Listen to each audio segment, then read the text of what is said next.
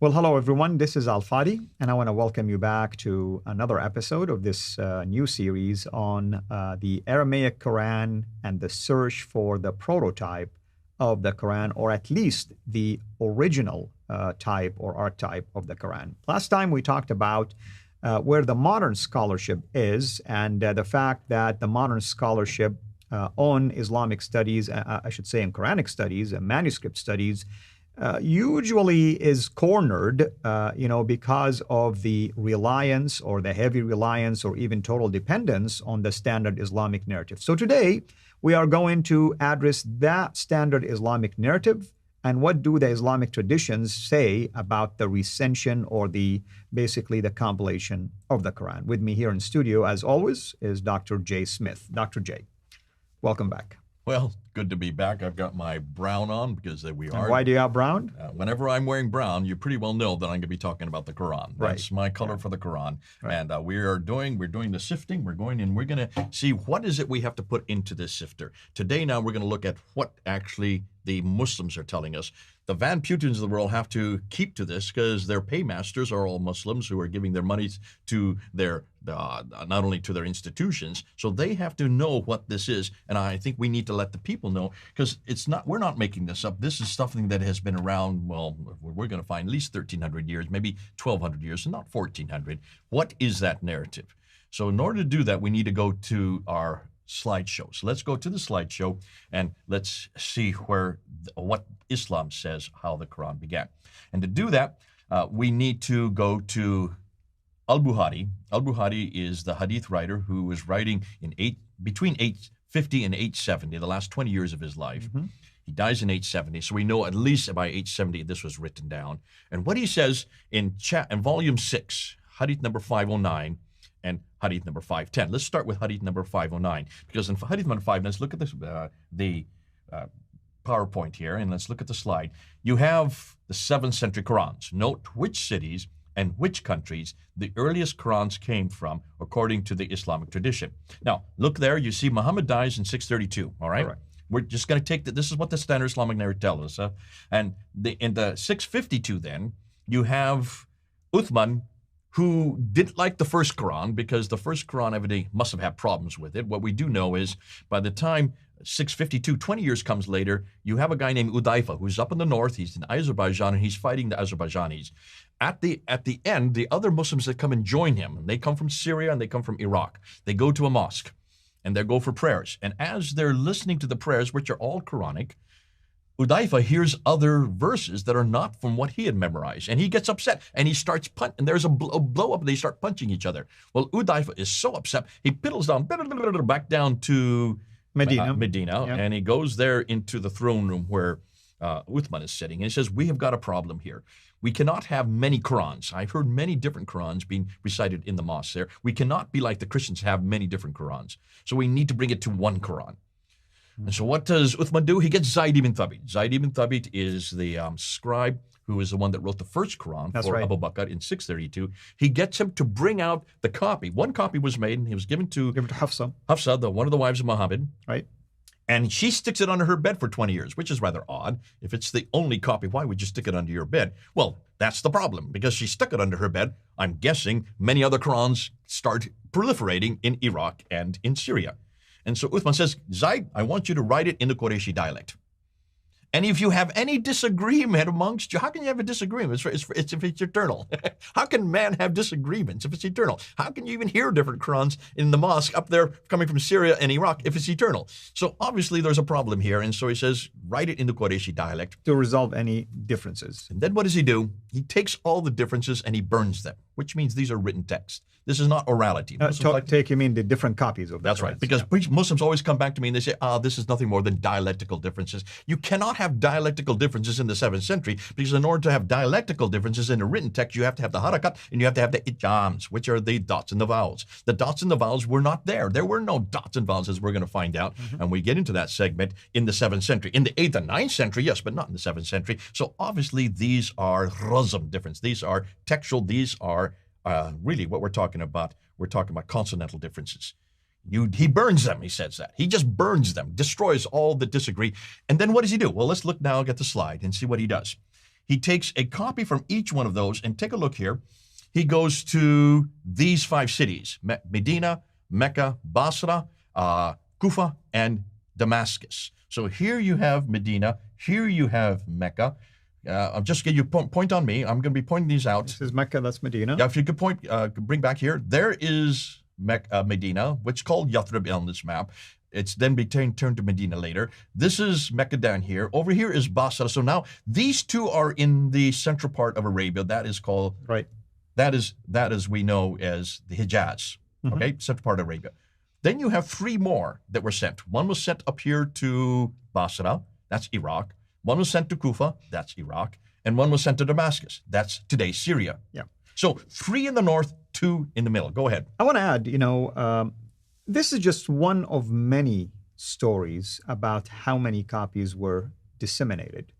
You have a tradition by Ad-Dani, he says 4 plus the Medina. You have one that's talking about 5. You have one that's talking about 7. Hold on, we're getting to that. Hold on, you're jumping the gun. You're jumping. Well, what I'm saying is next. people need to know there is variant. We're going to get to that next. You're jumping ahead. We will, but people need to be prepared and ready. That's coming. That's coming. Yeah. That's coming. So these are the 5, right? Yeah. That according to Al-Bukhari. I'm still with Al-Bukhari now. Right. Okay. Al-Bukhari says there's 5. Now, some people say to every province, that could be 9 provinces. I'm going to go with the 5. Let's help the Muslims out this time, okay? So 5 sent to 5 cities, they're all exactly the same. Am I correct? That's the idea. That is what Al-Bukhari tells us. Right. In volume chapter You made 6. a copy of something. It should be the same. Now we're into Hadith number 510. 5 cities, 3 in the north, 2 in the south. Hold on a minute. Now we're getting to what you're saying. What we do know is that there are some others that start to appear. Let's look at the slide. Go back to the slide again. Yeah. Okay, here we go. Then suddenly you get Ubay ibn Ka'b. That has 116 surahs. And then you have Ibn Masud. Ubay ibn Ka'b suddenly appears in Damascus. It is not the same. It has 160 surahs. How many surahs are there in the Quran? Well, there's 114. But here in Damascus, you have one that has 116. That seems to be a different Quran, right? Yeah, there are 2 different, 2 additional chapters at least that are missing from today's Quran. And then you have one appearing here in Kufa, or what later becomes Baghdad, and that's by Ibn Masud. He only has 110 surahs. How many surahs are there in the Quran? 114. That's 4 less, right? Right. Then you have Ibn Musa's Quran, which has 114, but it's not the same Quran as Arthur Jeffries found in the 1930s. Just by looking at all the references to these three in comparison to this one, which is the one that was introduced here and was used in the Hijaz, how many 15,000 differences he found between these 3 and the one that was introduced here. And you mentioned Arthur Jeffrey, and what Jay is referring to, even though it's the same number of surahs, you'll go, and Arthur did an excellent job showing you that the way you read sometimes these passages or verses are different. Wording is different. Structure of the verse sometimes is different. Sometimes there's extra words, sometimes there are missing words. And where did Arthur Jeffrey get all this from? Well, he collected it basically by looking at commentaries and looking at other Islamic sources. So he had no book in front of him. That's right. There is no Ubay ibn Ka'b's manuscript today. We're not aware of that. We don't have anything by Ibn Masud today, do we? That's right. We don't have anything by Ibn Musa today, do we? That's right. None of these 3 exist. And these are the scribes of Muhammad, by the way. Ibn Mas'ud and Ubay. That's what's so damaging about this. These are his scribe. In fact, isn't there a competition between Ibn Masud and Ubay ibn Ka'b? That's right. And doesn't Ibn Masud say, how is it you like Ubay ibn Ka'b? I mean, he was just a teenager when I received 70 of these. That's right. And there's this huge contention between them. That's correct. And there's an enormous amount of competition. This is all coming from where? Where are all these stories coming from? Well, hadith and seerah. Al-Bukhari, Sahih Muslim. Right, This is all coming from Al-Tabari. And brother... 9th and 10th century, right? We just mentioned to people that Zayd bin Thabit is the one who collected the Quran twice. Twice? 2 different times? And yet he have some differences. Can you see? Arthur Jeffrey in the 1930s. So this is almost 100 years ago where this has been around. This is nothing new for materials for the Quran. I think it the part of the title is the materials. Now, were you taught this when you were in school? Oh, of course not. No. Now, we're taught about the variant text readings, but the fact that they're all miraculously the same is just, you can read it in a different tongues, if you wish, or different ways, but never think that it's different, actually. And yet this is an Australian He's an Australian scholar in the 1930s. That's 90 years ago, who already, just by using the standard Islamic narrative, he's going to do the SIN, he's going to what they say in the 9th and 10th century, Right. and he's finding that they had no problem with this in the 9th and 10th century, that were not just few differences, 15,000 differences from what he could pull out just between these three up here and the one that was down here. That's right. Now, I asked you whether or not these three up here, you can't find Ubay ibn Ka'b's or Ibn Mas'ud's or Ibn Musa. You can't find those manuscripts today, right? That's right. But What about this one? we don't have any. I mean, this is it right here. The claim is that the copy is based on that. That's the claim, That's the claim, right? Yeah. Do we have the manuscripts for this? Well, remember earlier, I think we mentioned that everybody thought that those early Quranic manuscripts, the 6 that you mentioned, they are Ottomanic, but now everybody... Do you notice Van Putten never talked about any manuscript? Have you noticed? Haytham Sikri has never talked about any manuscript.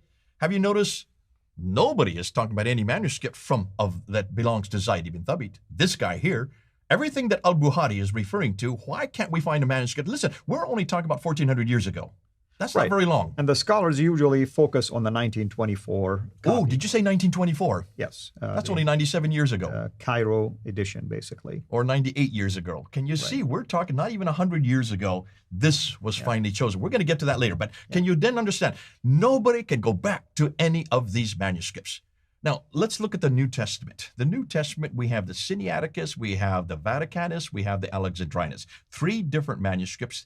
At least the complete ones. Okay, these are the ones, the Sinaiticus is in the British Library, the Alexandrinus is in the British Library. You can go to the Rid-Black Gallery. I used to go there all the time when I was in London. That's right there in northern London. And you have the Vaticanus, which is in Rome. Those are 3 manuscripts I've given you right now. These are called the Metropolitan manuscripts. The Sinaiticus is early 4th century. The same with the Vaticanus, that's early 4th century. The Alexandrinus is 5th century. If you're talking about 4th century, that's 300 years before the Quran, before this story even comes to existence. How is it we can come up with 3 complete manuscripts in Greek for the New Testament in the same area of the world, because these were all come from this part of the world, the same area of the world? Why can we come up with 3? We can come up with 3 from 300 years earlier. If you want to talk about fragments and other pieces, we have 230 fragments of manuscript that predate the 6th century. That's 100 years before they existed at the time of Muhammad, actually. They all existed at the time of Muhammad, because this is 6th century. And also, an important thing we need to point out, Jay, when we talk about textual criticism of the Bible, we don't say, oh, every copy going to be exactly identical in every letter, jot, and tittle, and everything else. We talk about the message is preserved. The message is still the same. And we have no problem if you point out to me, oh, earlier manuscript has this word this way, or it's Hold on, we're going to get to that. That's another episode yet to come. You like to jump ahead. I'm not right there yet. I still just want to talk about the manuscript evidence, not about the preservation. That's yet to come. So just the manuscript evidence, can you see there are all kinds of holes already? Can you see, as we're sifting and putting what they claim, this is what they claim, can you see we're already finding holes that in that narrative that we're going to have to throw that material out. This is why it's important that people realize that when you hear the Van Putens of the world, or the Haytham Sikris, or all the other people who are trying to apologize, be apologetic for the Muslims, when you ask them deeper questions, when you do a deeper dive of going right back to the 7th century, you've got some real problems here with these manuscripts. These just don't exist. And the one that should exist, if there were 5 copies sent to 5 cities, how come they can't even come up with one? Just one is what I'd like to see. Yeah. One from the 7th century. When we're asked the same thing, we can come up with 3 complete copies from the 4th century, 300 years, and we come up with 230 fragments. And that's what we're going to look at next. Right. Because the next episode, Muslims are listening to us, and they are struggling with this. And they realize that this is a real problem, because we're only talking about 1,400 years ago. We're not talking about 2,000 years ago when Jesus lived. We're talking about only 1,400 years ago. And remember, everything about the New Testament was all of them was written on papyrus, which disintegrates within 100 years. Right. None of these were written on papyrus. These were all written on vellum. They were all written on parchment. That means animal skins. Why? Because these were written by Uthman. Uthman was a caliph. He he controlled all the way from here all the way over to Tripoli, from Afghanistan to Tripoli. Well, maybe not quite that much. He controlled at least this whole part of the world. He was rich. He was wealthy. He was sending his soldiers up to fight against the Azerbaijanis. Can you see? He had an enormous amount of money. He was not at all dependent on papyrus. None of these manuscripts that we are looking at, the Topkapi, the Samarkand, the Ma'il, the Petropolitanus, none of these, the Sana manuscript, they are all written on parchment, which means already we're talking about completely different genre. The manuscripts for the Quran are written on parchment, which is as good, not as good today. Like the one you're wearing. This is what I'm talking about. We're talking about animal skin, and a lot of times it's deer skin and gazelle. This is goat skin, and it could be goat skin. These last for hundreds, even thousands of years. That's why the Sinaiticus, the Alexandrinus, the the Vaticanus are all written on parchment. By the 4th century, when you had Constantine, who was emperor, became a Christian, he commissioned these, and that's why he could do so, because he was rich. Right. He was wealthy. So be careful. Muslims are going to say you don't have the same thing. The reason why is because at the very beginning, they only wrote on papyrus. That disintegrates. They don't have that excuse. They were all written on parchment. They were all written on vellum. Therefore, where are they, Muslims? Muslims, I'm asking you, where are those manuscripts? We're looking for 5. Just 5. Because those are the 5s that your traditions tell us existed at the time of 652. You're being generous, actually. I'm asking just for 2 identical. Oh, I'd like to see 1. Yeah, just exactly. Even 1 dates to the 7th century. So next time we're going to talk about the so-called the 63 fragments, and I'm not going to really spill the beans here about what that means. We will unpack it next time. So thank you so much, as always. Thank you, everyone, for watching. Hopefully, you are enjoying this series. And as I said, the ride is going to be rough, and it might get even rougher. But we're doing it really for the purpose of helping you, our viewers, and especially our Muslim friends, to give you enough information, give you enough data that you can take and you can examine for yourself. By the way, everything these days is available for you online, and you can even go to some of these libraries yourself and take a look at it. So if you don't believe us, don't take our words for it. Go and do your research yourself. Until next time, have a blessed day. Thank you for watching this video. Be sure to like and subscribe to our channel, Sira International, and click on the bell so that you receive notifications whenever we publish a new video or go live. I would also like to appeal to you to consider becoming a Patreon patron by clicking the link right below. By doing so, you can give towards the production of these videos. There are also other options for you where you can give to our channel. I thank you from the bottom of my heart.